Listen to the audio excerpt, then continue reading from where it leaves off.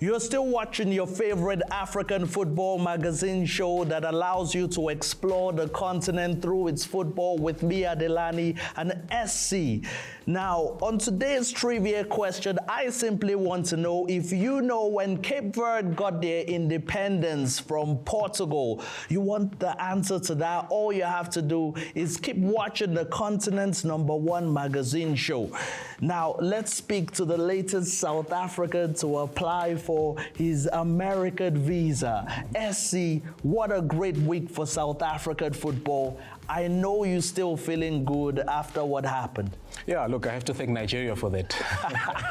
But nonetheless, I'm good to be here. Great to see that we've concluded the World Cup qualifiers here in Africa. We're still left with the runners-up conversation, but over and above, we're good to go. And now after the show, we have to go celebrate with some jollof.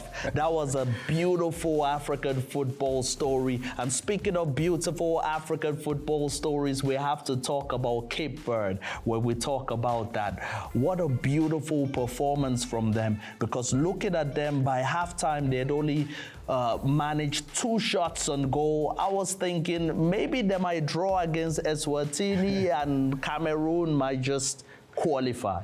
That was just a rhetorical one against Eswatini. Not that I'm trying to discredit Eswatini, but I think Cape Verde have done so well in this qualifiers, man. You look at players such as Jamiro Monteiro, 9 matches, 2 goals, speaks volumes when you look at that. One of their star players, Dalion Livramento. You know, 7 matches, 3 goals. You look at that. Now, you don't speak Portuguese, so we understand. Yeah. Yeah, you look at that and you look at what they have done in terms of their squad, you know, keeping most of the players that are playing at home as well. We need to look at that. When you talk about that, you also talk about the coach, whom they've kept, you know, not qualifying them for the next coming AFCON. So the consistency in terms of the belief and the understanding that they've got a story to tell, and the coach has a team that is about to create history. What they've done already has created history already. So when you look at that alone, for me, I think Cape Verde is one big story here in Africa. Yes, well done to the small island of Cape Verde. I think Cape Town has more people than Cape Verde. They're so small, but incredible achievement. When you look at what they did in these qualifiers, 16 goals in 10 games, and well, there was nothing flashy about them, really. In their last 7 wins, 3 out of it 1-0 victories. What makes them so special for you? I'm not sure when you say nothing flashy. Look at the game against Libya, 3-all, coming back from a deficit of 2 in the first half. For me, I look at that and I'm like, wow, that is something flashy, you know, when you look at it. They were showboating to say, you know what, we're going to come back and we're going to put our foot down. But shout out to Libya here. Aliou Cisse is doing something great with Libya. I think they want to look at. But for me, Cape Verde again, yes. What a team, man. A game they played against Cameroon. The first game they played against Cameroon, they lost 4-1, and they come back and win 1-0. That is a huge incredible. Sorry, you mentioned Aliou Cisse, so we have to talk about the other West African countries. We have to talk about Senegal, who have made it through. We saw Mane score the brace. He's one of the top scorers of the qualifiers.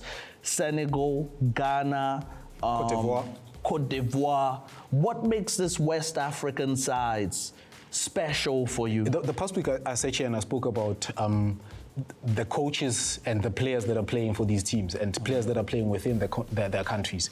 And now when you look at these teams, most of their players are playing outside. So when you look at that alone, it says that these are players that understand football technically, you know. Yes. And when you have coaches, they can speak their language. Football becomes simple. That is so interesting, because 7 out of the 9 teams that have qualified have local coaches.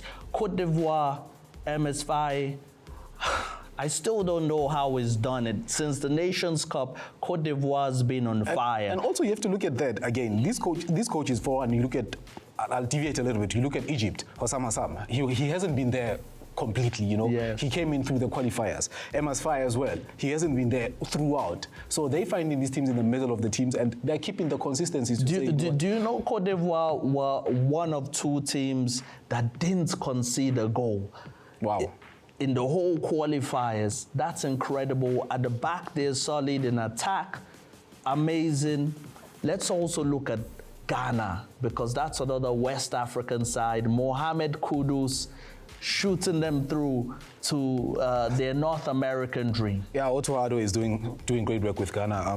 You look at Ghana and you look at what Jordan Ayew has done for the team as well. I don't know why we're not mentioning him, and we haven't been mentioning him quite a lot in the show. But for me, I look at a player like that who has experience at the age that he's at, and marshalling the team the way he does, it's so big and it's so good. So for me, Ghana, I think they've done well.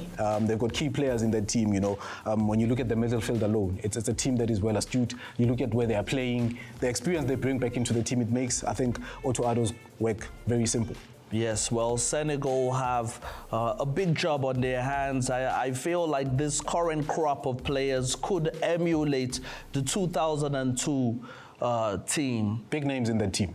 Big names, that's all I'm going to tell you. You're looking at Sadio Mane, what a big player. So for me, when you look at Senegal, it's a team that is rich in terms of the quality. The quality is just something else. Yes, I know why you started this show with a big smile on your face like you just won the lottery. And that's because there was one COSAFA team that qualified for the World Cup. But why just one?